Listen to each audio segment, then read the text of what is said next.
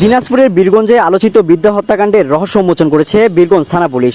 টাকা আর দলিল চুরি করতে গিয়ে দেখে ফেলায় তিন নাতি শয়নকক্ষে নানিকে গোলা কেটে হত্যা করেছে বলে জানিয়েছে পুলিশ।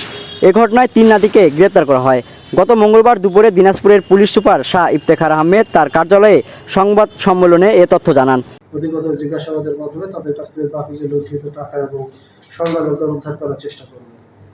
তো এটা সম্পূর্ণই ক্লুলেস একটি হত্যাকাণ্ড ছিল এবং আমি নিজেই ঘটনাস্থলটা ভিজিট করেছি এবং আমি ওই যিনি ভিকটিমের স্বামী শব্দুল মিয়া, তিনি আমার হাত ধরে বলেছিলেন যে বাবা, তুমি একজন মায়ের গর্বে হয়েছো, দেখো এই আমরা দুজন মানুষ ছিলাম একসাথে, বয়সের এই জীবনের শেষ প্রান্তে এসে আমি আমার সাথীকে হারালাম।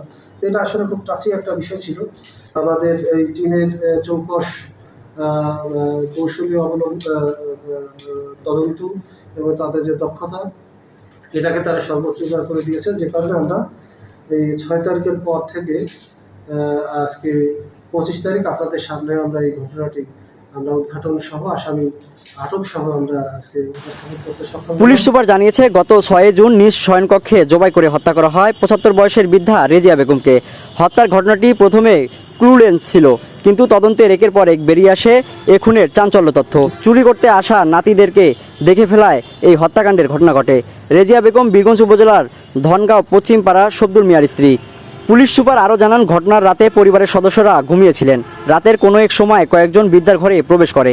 ট্রাঙ্ক ভেঙে গরু ও গম বিক্রি করা 1,75,000 টাকা এবং 45,000 টাকা মূল্যের স্বর্ণ অলংকার ও জমির দলিল হাতিয়ে নিচ্ছিল তারা। শব্দে ঘুম ভেঙে গেলে বৃদ্ধা তার ছেলে এবং মেয়ের কক্ষের 3 নাতিকে দেখতে পান এবং চিনে ফেলেন। আর চিনে ফেলায় তাকে আঘাত করে কাবু করে ফেলা হয়।